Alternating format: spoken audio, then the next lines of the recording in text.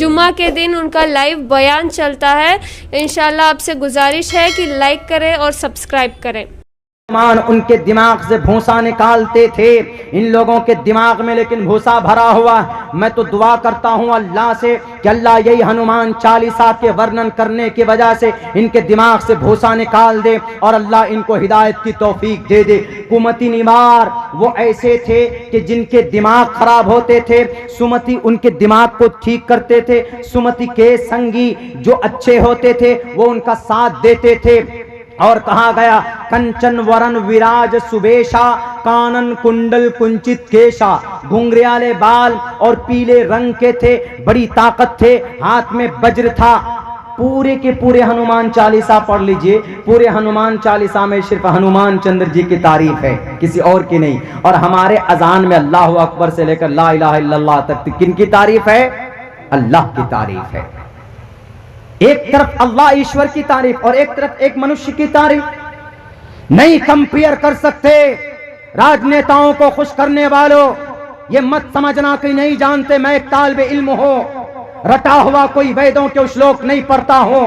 अल्लाह के फजल से, अकाबिर की दुआओं से कोई मसला आता है तो आपकी किताबों से हम अपने कुरान करीम में जो इल्जाम लगाते हैं, कुरान करीम के अच्छाई को पेश करने की सलाहियत हमारे बच्चों में, हमारे उलमाए किराम के अंदर पाई जाती। अजान पर एतराज करोगे, अल्लाह तबारक व तआला का ये निजाम रहा है, जब भी कोई बातिल बनकर सामने आता है तो अल्लाह हक बनाकर किसी न किसी को सामने खड़ा करता है। मैं तो नहीं कहता कि मैं हक बनकर आया हूं, मैं तो एक तालिब इल्म हूं। उलमाए दारुल देवबंद, उलमाए किराम के जूतियों के सदक़े में अल्लाह तबारक व तआला ने कुछ सीखने का मौका दिया है, सीखा है तो मैं उसको सामने रख रहा हूं। लोगों को बेवकूफ बनाना चाहते हो कि अज़ान के सामने हनुमान चालीसा पढ़ो। आप पढ़िए हनुमान चालीसा, आप पढ़िए गायत्री मंत्र, आप पढ़िए ब्रह्मा सूत्र, हमको कोई तकलीफ नहीं है। लेकिन अगर कहीं किसी के अज़ान के या किसी की मस्जिद पर जाकर लाउड स्पीकर उठाकर और इल्जाम लगाकर कि इस अज़ान के अंदर कलिमात ऐसे कहे गए कि हमारे परमात्मा की तौहीन की गई, नहीं,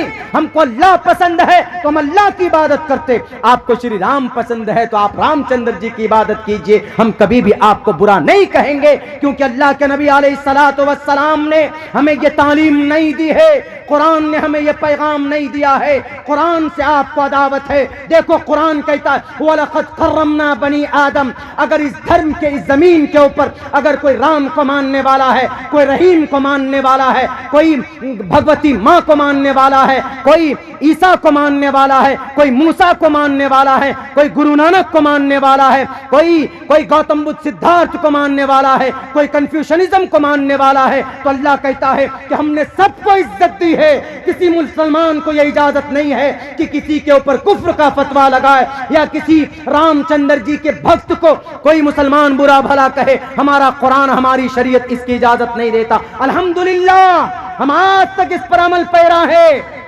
कहीं पर भी किसी को भी आज तक किसी हिंदू भाई को किसी मुसलमान ने बुरा भला कहा कह ही नहीं सकता, कभी उनकी बेइज्जती भी नहीं कर सकता। आज तक तारीख में ये बात है ही नहीं।